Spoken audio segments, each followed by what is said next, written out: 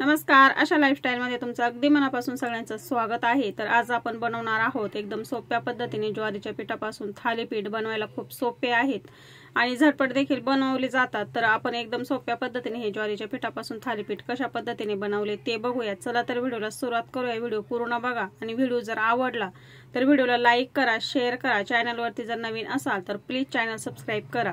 तर इथे मी ताटामध्ये 2 कप ज्वारीचं पीठ चाळून घेतलेलं आहे। आता आपण याच्यामध्ये बेसन पीठ घालूया। तर छोटे 4 चमचे इथे मी बेसन पीठ घेतले। बेसन पीठ घातल्यानंतर ज्वारीचे थालीपीठ खूप छान असे खमंग लागतात। बेसन पीठाने थालीपीठ खमंग होईल तर त्याच्यासाठी आपण इथे 4 चमचे बेसन पीठ घातले।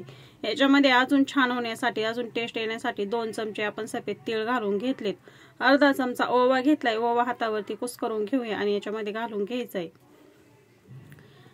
तर आपण ओवा घालून घेतल्यानंतर आता याच्यामध्ये अर्धा चमचा जिरे घालून घेऊया। इथे मी 4-5 हिरव्या मिरच्या अगदी बारीक अशा चिरून घेतलेल्या आहेत, त्या देखील घालून घेतल्यात। अर्धी वाटी गाजरचे तुकडे अगदी बारीक केलेले आहेत ते घालून घेतलेले आहेत।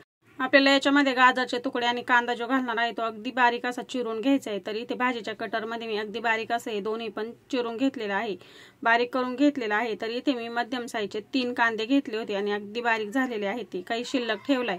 थालीपीठामध्ये काय होतं की कांदा थोडासा जास्त घातला की थालीपीठ छान लागतं, टेस्टी। आता याच्यामध्ये चवीनुसार मीठ घालून घेतलंय आणि थोडासा कांदा आपण शिल्लक ठेवलाय। जर आपल्याला वाटलं तर आपण याच्यामध्ये अजून कांदा घालून घेऊया पुढे।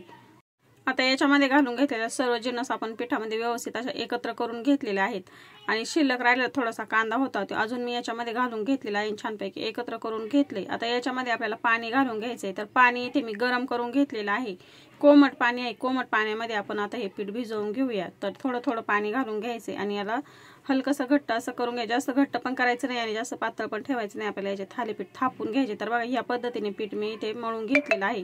गरम पाणी घातलेलं आहे त्याच्यामुळे मस्त असं पीठ आपलं इथे भिजवता आलेलं आहे। आपल्याला ज्वारीचं पीठ पटकन सहजासहजी एकजीव होत नाही, तर आपण त्याच्यामध्ये 4 चमचे बेसन पीठ टाकून घेतलं आणि गरम पाणी घालून घेतलेलं आहे। तर मस्त असं पीठ आपलं इथे झालेलं आहे तयार। आता आपण पोळपोट घेतलं, त्याच्यावरती स्वच्छ असा रुमाल घेतला, रुमाल ओला करून घ्यायचा, पाणी शिंपडून घ्यायचं त्याच्यावरती आणि पीठ ठेवून अशा पद्धतीने आपल्याला थापून घ्यायचं हे थालीपीठ। तर वाटीमध्ये मी थंड पाणी घेतले, आपलं नॉर्मल पाणी घेतलेलं आहे, त्याच्यामध्ये हात बुडवायचा आणि चव बाजून व्यवस्थित असं हे थालीपीठ थापून घ्यायचे। तर बघा थालीपीठ थापून घेतलं, याच्यावरती होल करून घेतलेत म्हणजे खमंग असे भाजले जातात। आता इकडे तवा गरम झाला की याच्यावरती आपण थालीपीठ अशा पद्धतीने टाकून घ्यायचे आणि रुमालाने वरतून हलकसं जर जाडे असं वाटलं तर थोडंसं थापून घेतलं तरी पण काही हरकत नाही। तर अशा पद्धतीने आपण थालीपीठ घालून घेतले। थोडंसं सुकलं की याच्यावरती आपण चव बाजूने थोडंसं अगदी तेल सोडून घ्यायचं। मी अगदी थोड्याशा तेलामध्ये थालीपीठ भाजून घेणार आहे। तर बघा आपण थोडंसं याच्यावरती तेल सोडून घेतलेलं आहे। आता एक बाजू भाजली की आपण दुसरी बाजू पलटी करून घेऊया। तर अशा पद्धतीने दोन्ही खमंग असे आपल्याला दोन्ही साईडने भाजून घ्यायचे। थालीपीठ खूप छान लागतं। आपण याच्यामध्ये भाज्या घालून घेतल्या, तुम्ही अजून एखादी भाजी तुमच्या आवडीप्रमाणे याच्यामध्ये घालून घेऊ शकता। तर दुसऱ्या बाजूने आपण थोडंसं अगदी तेल सोडून घेतलेलं आहे आणि मस्त असं आता हे भाजून घेऊया। एक भाजतंय तोपर्यंत आपण दुसरं बनवून देखील घेऊ शकतो, कारण की थोडासा वेळ लागतो भाजून घेण्यासाठी आणि खमंग असं भाजून घ्यायचंय म्हणजे अजिबात आतून कच्चं देखील राहत नाही। तुम्ही कलर बघू शकता, थालीपीठ मस्त असं इथे भाजलेलं आहे आणि मी तेल अजिबात जास्त लावलेलं नाही, हलकसं काहीतरी नॉर्मल तेल लावून आणि थालीपीठ खमंग असं भाजून घेतलेलं आहे। तर मस्त खमंग खुसखुशीत लागतात खाण्यासाठी आणि आपण याच्यामध्ये हिरवी मिरची घातलेली आहे, मसाले अजिबात वापरलेले नाही। तर बघू शकता मस्त कलर आलाय। थालीपीठ आपण खमंग असं भाजून घेतलेलं आहे अगदी कमी तेलामध्ये। आता दुसरं देखील आपण ह्याच पद्धतीने भाजून घेऊया आणि सर्व थालीपीठ आपण आता ह्याच पद्धतीने बनवून घेणार आहोत। तर एकदम सोप्या पद्धतीने ज्वारीच्या पिठापासून आपण हेल्दी हलके फुलके असे हे थालीपीठ बनवू शकतो। सकाळच्या नाश्त्यामध्ये किंवा रात्रीच्या जेवणामध्ये अशा पद्धतीचे थालीपीठ नक्की बनवून बघा, बनवायला खूपच सोपे आहे।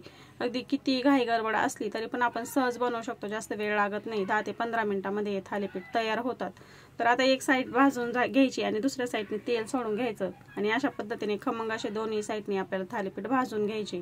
तर बघा या पद्धतीने सर्व थालीपीठ इथे मी बनवून घेतलेले आहे आणि कलर देखील मस्त आलेला आहे आणि अगदी खमंग खुसखुशीत भाजून घेतलेले आहे। तुम्ही कलर बघू शकता, मस्त कलर आलेला आहे।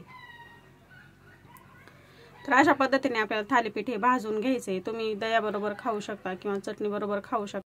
रात्रीच्या जेवणामध्ये स्वयंपाक करायचा जर कंटाळा आला तर अशा पद्धतीचे तुम्ही ज्वारीचे थालीपीठ बनवू शकता किंवा सकाळच्या नाश्त्याला सुद्धा बनवू शकता, अगदी झटपट होतात। जास्त तयारी करण्याची आवश्यकता नाही किंवा जास्त वेळ लागत नाही। तर अशा पद्धतीने ज्वारीचे थालीपीठ नक्की बनवून बघा, हेल्दी पौष्टिक आहे ज्वारीचे थालीपीठ, अगदी कमी तेलामध्ये आपण बनवलेले आहेत।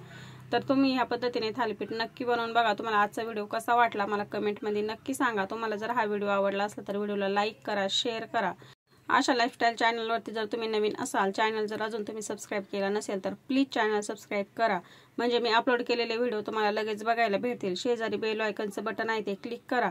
तर वेळात वेळ काढून व्हिडिओ बघितल्याबद्दल अगदी मनापासून सगळ्यांना धन्यवाद. चला तर मग भेटूया अशाच एक नवीन रेसिपी सोबत.